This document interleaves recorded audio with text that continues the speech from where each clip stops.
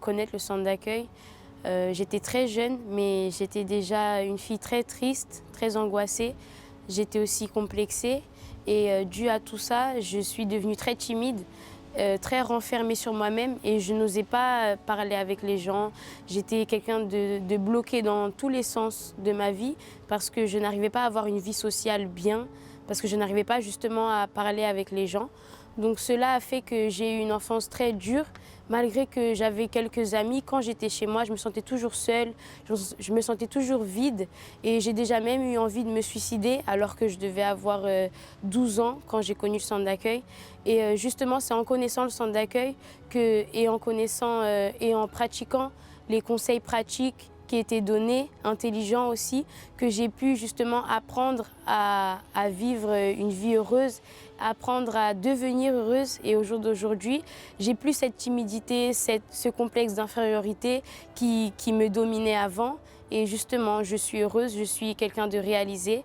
Et au jour d'aujourd'hui, j'ai la joie de vivre que je ne connaissais pas avant de connaître le centre d'accueil. Avant, j'étais malade de l'hépatite B. Hépatite B. Hépatite B. Pendant combien de temps? Au moins 20 ans. 20 ans. Oui. Et vous étiez guéri? Oui, les médecins m'ont dit qu'il était vers le niveau de développer l'hépatite C. Donc, j'ai connu l'église en mois d'août 2008. OK. Et en décembre, il y avait eu les propos de campagne d'Israël. Mais je ne comprenais pas trop, donc je n'ai pas fait. Mais en 2009, j'ai fait ma première participation et c'est là où j'étais guéri. Guéri. Et même quand j'étais à l'hôpital, le médecin qui m'a traité, qui m'a suivi à l'hôpital Sapatière, il était étonné. Il était complètement étonné. Parce que vous ne comprenez pas Oui, parce que moi-même, j'ai caché ça à ma famille pendant toutes ces années-là. Oui. Il me voyait tout le temps fatigué. Je suis devenu noir, mes yeux rouges tout le temps. Donc, moi-même, à un moment donné, je me commençais à me sentir léger. Oui. Et c'est là où le médecin m'a dit d'aller faire les tests. Et même quand je lui ai donné les résultats après, il m'a demandé d'aller faire encore... Faire à nouveau. Il ne comprenait pas qu'il n'y avait plus rien. Non. Guéri totalement. Guéri totalement. En fait, cette campagne d'Israël, l'année passée, j'avais arrêté l'école parce qu'il fallait que je paye plein de dettes et il fallait que je travaille. Et ce qui s'est passé, c'est que le travail où j'étais... Au début, c'était bien, mais au fil du temps, ils ne glorifiaient pas du tout le nom de Dieu. On nous faisait mentir, on nous disait, oui, dites que l'ordinateur ne marche pas, alors que l'ordinateur, il marchait, il me regardait, je le regardais. On nous disait, oui, dites que ça ne fonctionne pas, dites que vous n'avez pas... Et en fait, au fur et à mesure, je disais rien, mais à un moment donné, je me suis dit, attends, tu vas à l'église, tu apprends des choses et tu vas travailler, tu mens. Donc, j'étais allée voir votre époux, j'avais parlé, en fait, on avait trouvé une solution. Donc, j'ai déposé le sacrifice ici. Oui. Et une fois que j'avais déposé, les dettes, elles ont été supprimées. Mon loyer s'est payé tout seul. C'est vrai? Oui. Mon loyer s'est payé tout seul. Le découvert, il est retourné à 0. J'avais de nouveau une carte, donc je fraudais plus. Mon téléphone, imaginaire. Voilà, il existe vraiment. Tout était redevenu normal et j'ai trouvé un autre travail qui glorifie le nom de Dieu et je garde même des enfants d'un préfet. Ça veut dire alors que vous avez une vie rétablie. Oui. Béni à travers le sacrifice qui a fait cela. C'est le Seigneur Jésus. Bien fort pour le Seigneur Jésus. Bonjour à tous, soyez bienvenus dans cette émission France en direct. Plus une fois, nous sommes ensemble pour parler de choses qui vous intéressent certainement. Aujourd'hui, nous allons parler de transformation. Vous savez que s'il n'y a pas une transformation, nous ne pouvons pas changer de voie. La transformation, c'est très important. Pourquoi? Parce que quand nous sommes nés, nous passons por beaucoup de choses, des agressions verbales, physiques, des choses que nous apprenons. Et selon l'ambiance où nous sommes, nous nous habituons à certaines choses. Le monde nous enseigne une voie, mais n'est pas la bonne voie. Normalement, des gens ont besoin d'une direction. Et le centre d'accueil a reçu et continue à recevoir et recevra des millions de personnes qui arrivent. Il y a des millions qui sont déjà transformés, d'autres qui sont là pour être transformés et qui rendent témoignage. J'ai ici avec moi, votre nom? Wilfried. Wilfried, vous êtes au centre d'accueil depuis combien de temps? Je suis au centre d'accueil universel depuis 8 ans. 8 ans. Qui est venu au centre? C'est vous qui êtes venu seul ou votre famille? C'est ma maman qui m'a ramené. Votre maman. Ouais. Quel était le problème qu'il y avait dans votre famille et en vous? Bon, dans ma famille, c'était beaucoup plus les querelles au niveau de la famille. Et en moi-même, c'était le blocage. Blocage. Qui étiez-vous avant? Avant, j'étais une personne orgueilleuse, rancunier. J'étais vicieux au niveau de la mode, des vêtements. Vicieux au niveau de la mode, ça veut dire quoi, ça? Ça fait que je dépensais plus mon argent, beaucoup mon argent même, dans les vêtements. J'étais vraiment accro aux vêtements. Vous dépensez tout l'argent en vêtements? Tout l'argent dans les vêtements. Je vous confesse que c'est la première fois que j'écoute vicier dans la mode. Mais vicier dans la mode, ça veut dire dépenser beaucoup d'argent. Il dépensait tout l'argent qu'il avait dans la mode. C'est un vice qui coûte très cher, n'est-ce pas? N'est-ce pas, oui. Et vous m'avez parlé de votre sœur. Votre sœur avait un problème, n'est-ce pas? Elle était épileptique. Elle est née normalement. Et à un certain âge, elle a commencé à faire des crises. Alors, ça n'a pas été facile pour toute la famille. On est venu, on a fait chaîne de prière. Mais il y avait une amélioration, mais il n'y avait pas la transformation, la guérison totale. Ok. D'ici à quelques moments, nous allons savoir ce qui s'est passé dans la vie de Wilfried. Qu'est-ce qui s'est passé par rapport à lui, parce qu'il était une personne orgueilleuse, il était une personne viciée dans la mode, dépensait tout l'argent en vêtements, dans les habits. Sa sœur était épileptique. Qu'est-ce qui s'est passé après? C'est ça que nous allons voir d'ici à quelques moments. Regardez plus de témoignages. Dans ma famille, je n'avais pas de lien familial en fait avec ma mère, mon père. De base, je n'étais pas un enfant voulu de base. Dès que j'ai su cela, donc ça fait un chamboulement dans ma tête. Et tous les côtés positifs étaient et c'est passé en transformation négatif. J'ai toujours persévéré à connaître mon père parce que je sais qu'il avait des enfants, mais je voulais connaître aussi mes frères et sœurs, de connaître mon père. Donc de ce fait, j'ai fait des recherches à l'âge de mes 18 ans. J'ai cherché partout. Et donc là, j'ai trouvé mon père. Et là, j'ai fait ma connaissance de mon père et de mes frères. Et de cela, j'ai vu que aussi de côté de mon père, tout n'allait pas aussi. Donc du fait que le plus grand de mes petits frères n'allait pas aussi, c'est quelqu'un qui était très renfermé et qui avait les mêmes problèmes que moi, très négatifs aussi. Et donc il vivait une vie marginale en fait. Donc c'est-à-dire qu'il était toujours avec ses amis, toujours en train de fumer, était drogué et buvait de l'alcool. À travers tout cela, donc j'ai pu voir que j'avais vraiment besoin d'aide.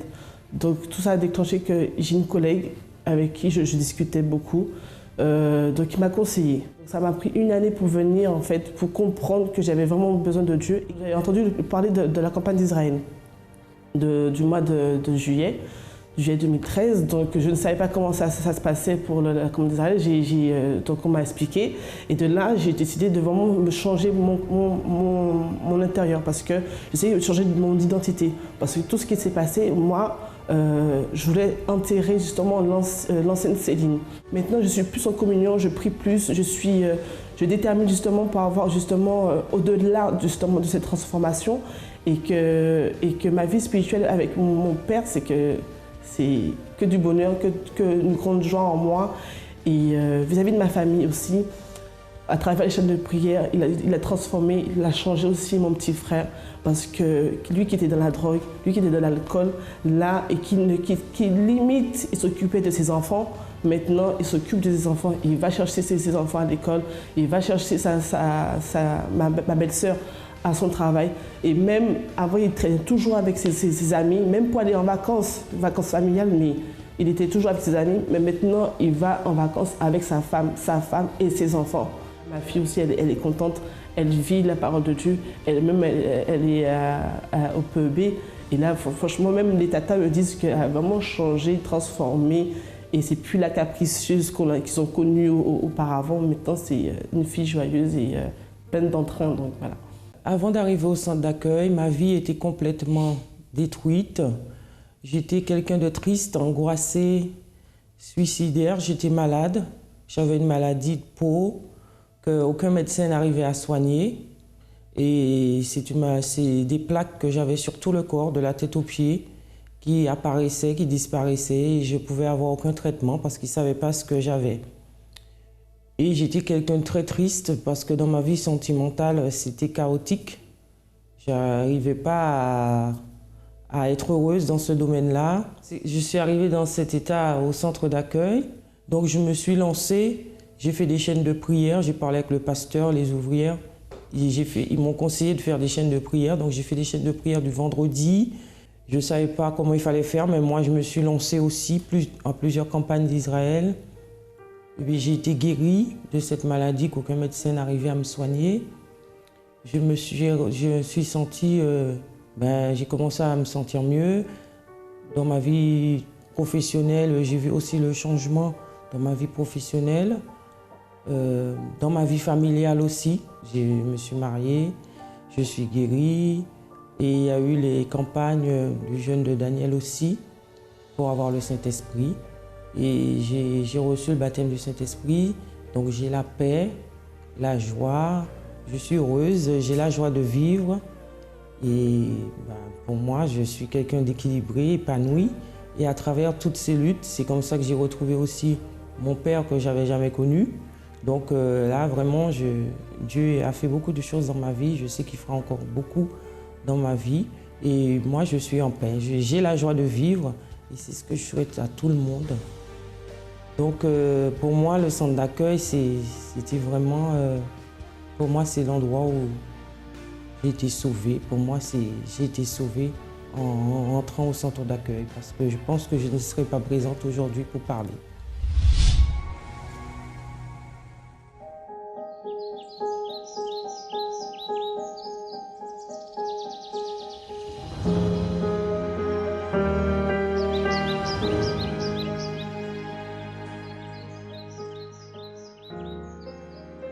Ce qui m'a attiré plus l'attention, en fait, c'est que quand je suis arrivé, c'est qu'on m'a tendu tout de suite en fait, la main.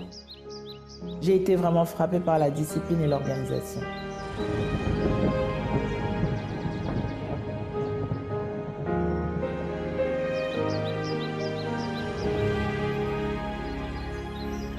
Mon premier dimanche avec lui, je me suis sentie vraiment en sécurité. C'était différent de tout ce que j'avais vu auparavant, en fait.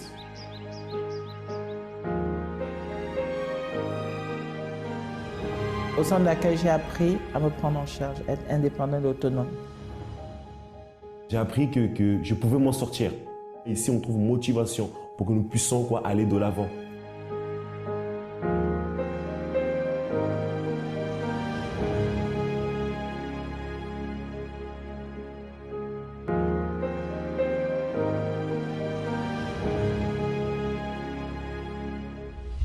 Wilfried, avant de connaître le centre d'accueil, vous croyez en Dieu? Oui, je croyais en Dieu.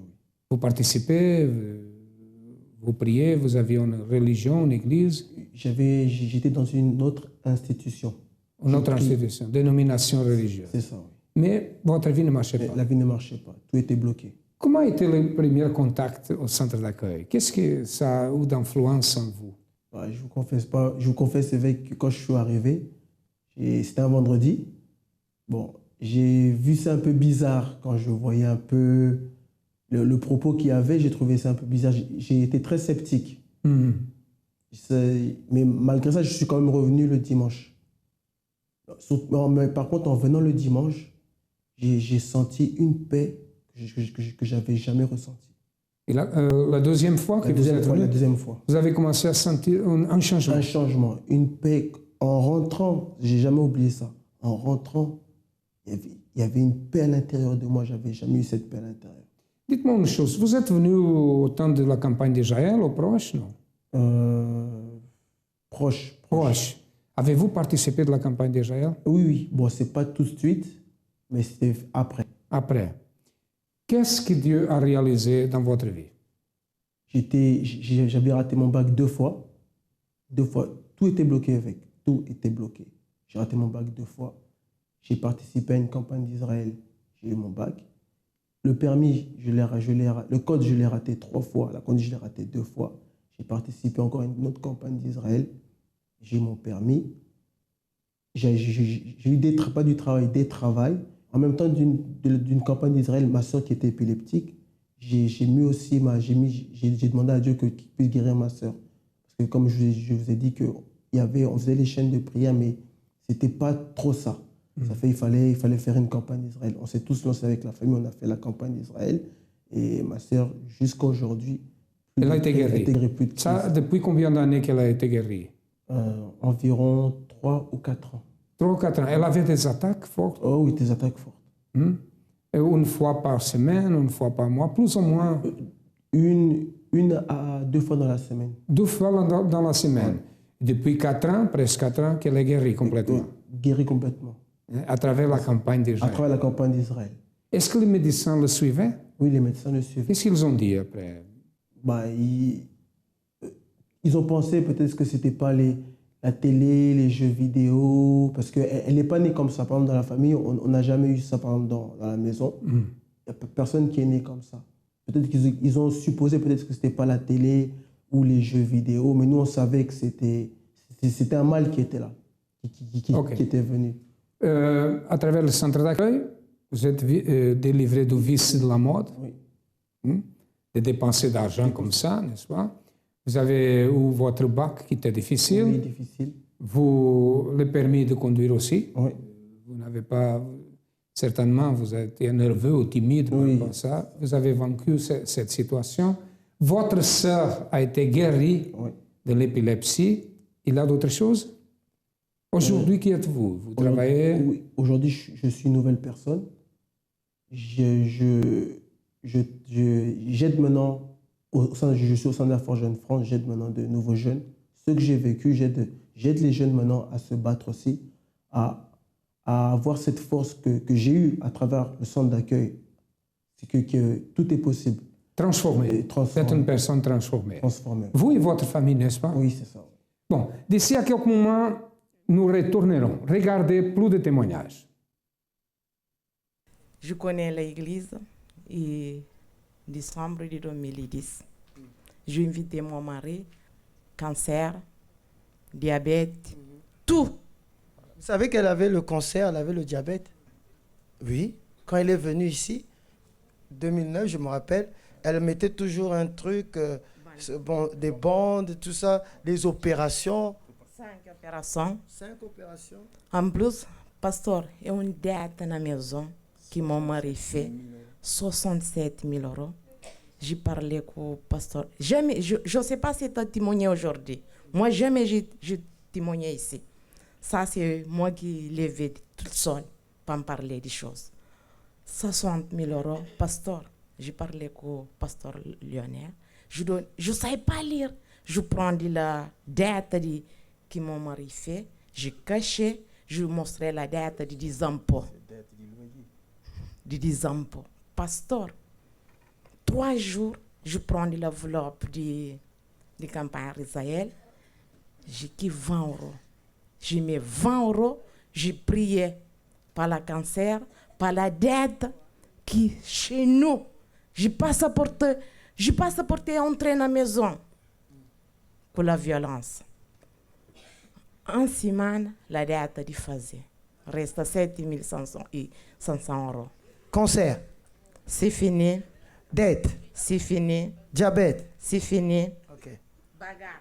Bagarre. C'est fini. Amen. Hein? Menace de mort. C'est fini. Aujourd'hui, j'ai touché 4 fois double que j'ai touché. Donc là, Dieu a restauré le caractère, la santé, le mariage, la famille, le caractère. Qu'est-ce que le centre d'accueil représente pour vous? Pour moi, franchement, c'est la joie. C'est ma vie, franchement. Je dis à tous mes frères et mes sœurs, il ne faut pas désespérer, il faut battre dans la vie, il faut combattre le spirituel, la prospérité. Je chante des prières aussi énormément. Je priais même ça 10 fois par jour. Même à mon travail, il y a beaucoup d'ennemis, mais tout ce que j'ai prié à fond. Que Dieu vous bénisse. Je buvais bière avec whisky, puisque bière, je ne sentais pas. Si je bois un mélange avec whisky, là, je sentais. Whisky? Oui, whisky avec la bière. Même le déjeuner, je ne prenais pas du lait. Une bière avec le pain avec les œufs, pour moi, c'était bien. Bon, c'est ma mère qui était venue ici. elle a parlé à Madame Évêque, elle a dit, ma fille, elle prie. J'ai prié dans les groupes de prière. Elle a dit, ma fille, elle prie, et puis c'est moi qui prenais même l'offrande. J'étais protocole, mais je buvais. Avant, je viens à l'église, je bois, je brosse, je mets les cacahuètes pour cacher l'odeur. Après, je pars servir. Mon fils, l'aîné, j'ai un garçon de 29 ans. Je l'ai envoyé peut-être à 23 heures de chercher l'alcool pour moi. Ma mère, elle priait. L'autre jour, elle est venue. L'autre jour, elle m'a mené ici. Bon, pour le faire plaisir, je venais, prière de 10 heures. Après 14 heures, je pars là, je priais. Je venais pas pour moi, mais pour elle. L'autre jour, je suis partie à l'hôpital. Ils ont dit, madame, tu as des palpitations, il faut laisser l'alcool. Sinon, tu vas perdre ta vie. Il y avait une campagne d'Israël à 2001. Décembre pour rentrer à 2001. J'ai jeûné, j'ai prié. Les jours où j'ai déposé, puisqu'on avait fait les campagnes, même pendant le Noël, on était en jeûne. Moi, j'ai compté des jours jusqu'à les jours où je vais déposer pour boire. Les jours où on a fini, quand je suis venue à la maison, quand j'ai pris l'alcool, j'ai senti mauvais. J'ai vomi depuis là, pasteur, évêque, jusqu'à aujourd'hui. Je touche plus alcool. Amen. Amen.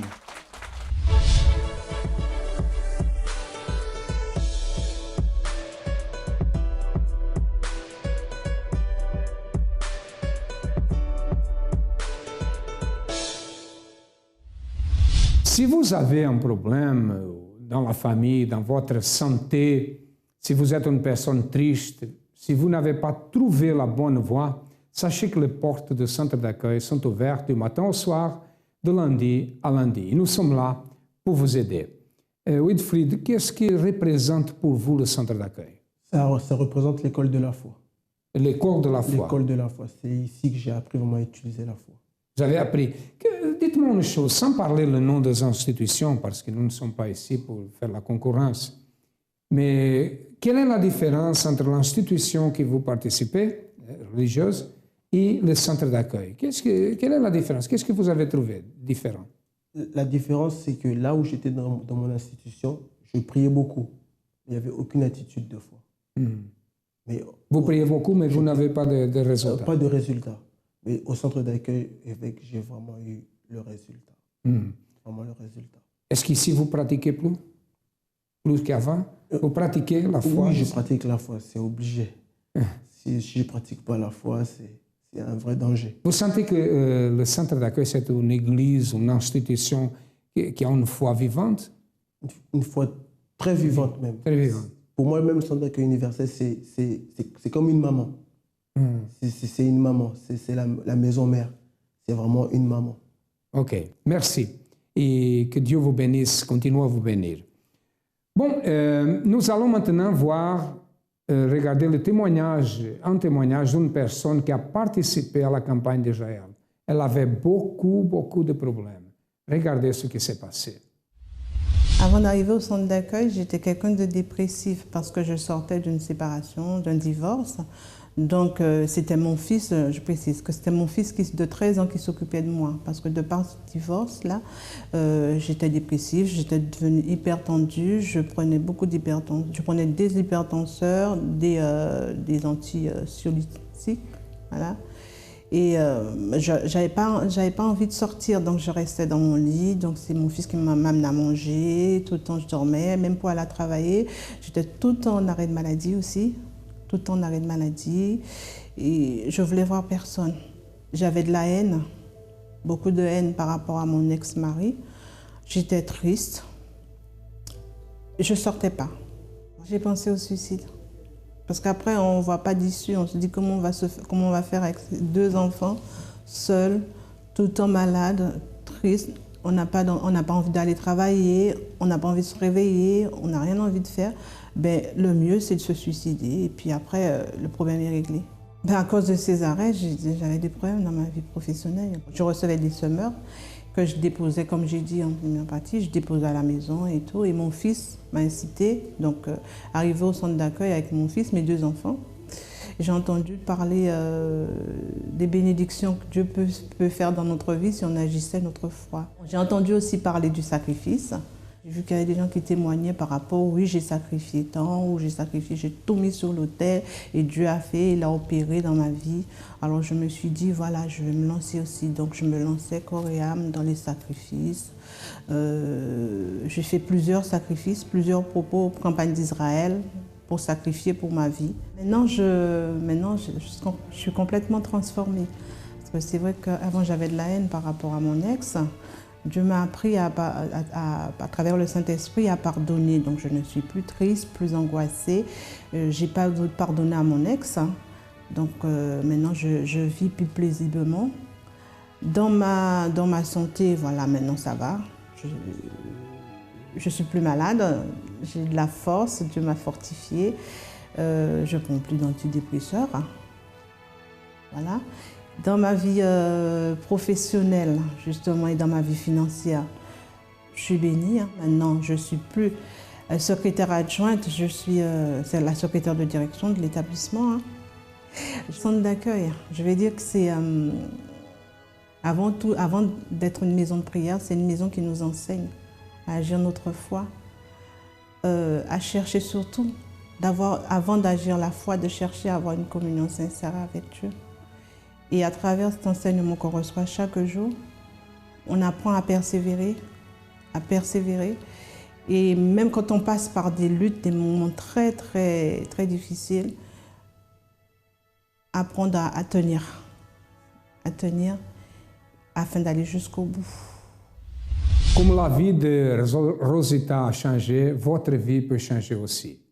Sachez que nous sommes situés, notre siège du centre d'accueil est situé au 254 de la rue du Faubourg Saint-Martin, au 10e arrondissement. Nous avons d'autres centres d'accueil, comme vous pouvez constater dans votre ordinateur, dans votre téléviseur.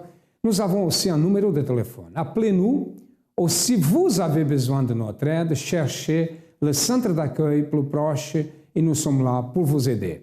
À demain et que Dieu vous bénisse à tous abondamment.